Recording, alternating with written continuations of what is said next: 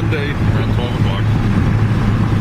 Believe it or not, I'm heading off to work. I'm going to, I'm going to work on that ring.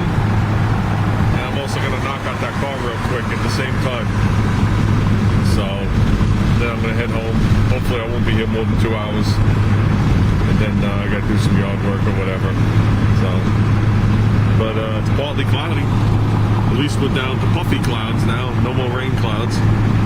So it's still only going to be in the mid-60s, mid-upper 60s today. So, I don't know about you guys, but this global warming is kicking my ass.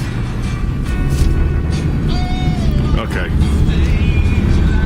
I've done some what people classify as crazy stuff, meaning mentally unstable or what are you doing? I just drove by a guy vacuuming his street on his hands and knees.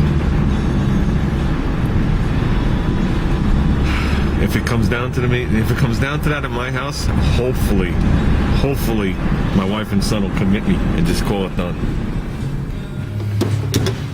Okay, we're here at work.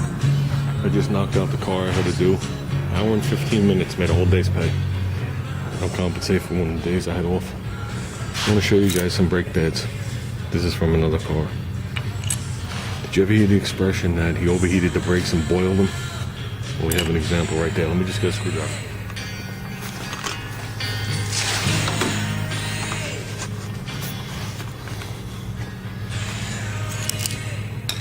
Here's a perfect example. They just flake apart into powder. I'm just barely touching them.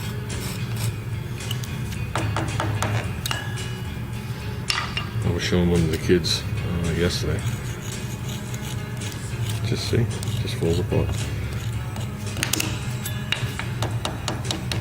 There's no binder anymore. That's the ceramic that's left over and whatever material's left. The binding agent actually heated up enough to pop out of it.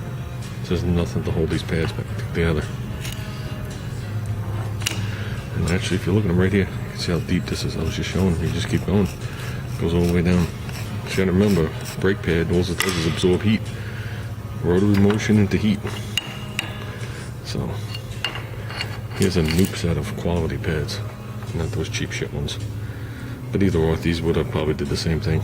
Even though these are semi-metallic, these are ceramic. These definitely stop better. And I don't see the reason to switch from these to these, because these will make it almost 40,000 miles. So, but either or, the caliber locked and done. The rotor was purple. So we're actually waiting on the caliber. The rotor's machined. Waiting on the caliber. I'll do this car. I might stop in for like a half hour on Tuesday, slap the caliber on, bleed it and leave. Or I might not. So that's it, guys. I'm going to move on to the real project, which is this. I'll search for something round. 2.5 inches. So that'll be inside. So it's a 1/2 inch stock, so it'll be 3.5 on the outside. But that'll be nice. And when I put this on the belt sander, I hit all the big lumps off it, just like I lay it. Gave this a quick cleaning. Still not clean enough if I was welding this thing for something for real. Throw a couple of tacks on it. The tacks should not get in the way because this is round stock. And basically what I'm going to try and do is I'm going to try and make an eyelet. I think I drew it wrong last time. I want to make an eyelet, and I want to put a separate bar coming down, like a set of horns, hooked to the eyelet.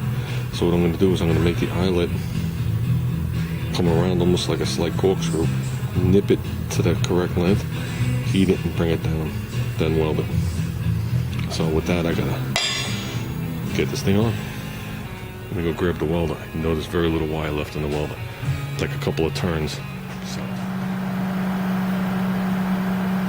Okay, this is what I'm using. It's the Millmatic 211. I think it's very similar to Rick Fix's. I think his is the Millmatic 185. Basically, it's a 120, 230 volt. 120 does 24 gauge to 3/16. 230 volt does it to 3/8. Okay. To switch to 230 volt is just you change the plug on the end. It's pretty cool. And we have the outlet in the back, but so because I'm not welding this for anything other than to bend it. I'm just going to as far as I can go. And I got it on almost set. So I'm just putting a couple of tacks in there. I gotta cut this piece back off when I'm done. So this is what I'm gonna use. Oh, and I got the gauge set on something. This is the shit I gotta deal with. Okay, here's what we got. Took the adapter, welded it, took a little off it so the rod would fit in there. Took a little piece of the rod, spaced it away to 1/2 inch so we have a place to start to bend. Put a little chamfer on the end there so when I crank up the heat to weld it, then grind it smooth, we have something to bite on. If this was going to be really structural, I would have brought it down more and back. But I'm going to start this right at like there. Right where, no matter how you do it, it's going to come off at an angle. We're going to have to work on that at the end. And putting that tape on there made it worse. So I was thinking of actually putting a little dot of weld on that stud to hold it like that. And that's probably what I'm about to do. We'll see. Okay. Just put some weld on there. 90% of it is on the stud. The rest is just touching this thing. You can actually see it move if I want to. But that'll allow me when I turn it this way, it'll keep that thing from wanting to go further onto the stud.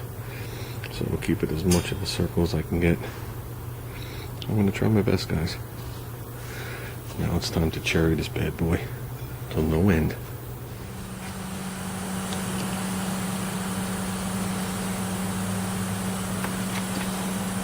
Okay, we're back.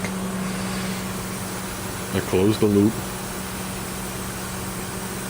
Well, I nipped it, closed the loop in the vise around the jig, heating it underneath. I sat, I worked it, filled it, worked it, filled it. Now this is my long rod. Just give it a nice long across there. So that's the difference between a MIG and a flux core. MIG will make you look like a professional. Now this piece is going to come up on an angle and be much shorter. I just figured if I left it at full length, it'd make it easier for me to heat it and bend it. And I'm going to run the same bead on the backside. Okay? Okay, we're fully welded. That's the backside. That's the front side. We almost got this circle exact. There's a little weep in it. Let me tell you, better than the ones at the Home Depot. I didn't measure it, but it should be 2.5 inches inside. I'm going to bring these things up. I'm going to lay it out on the table and bring them up. So, we're doing good, guys. We're doing good. Well, guys, it's the best I could do, being a human. We made it.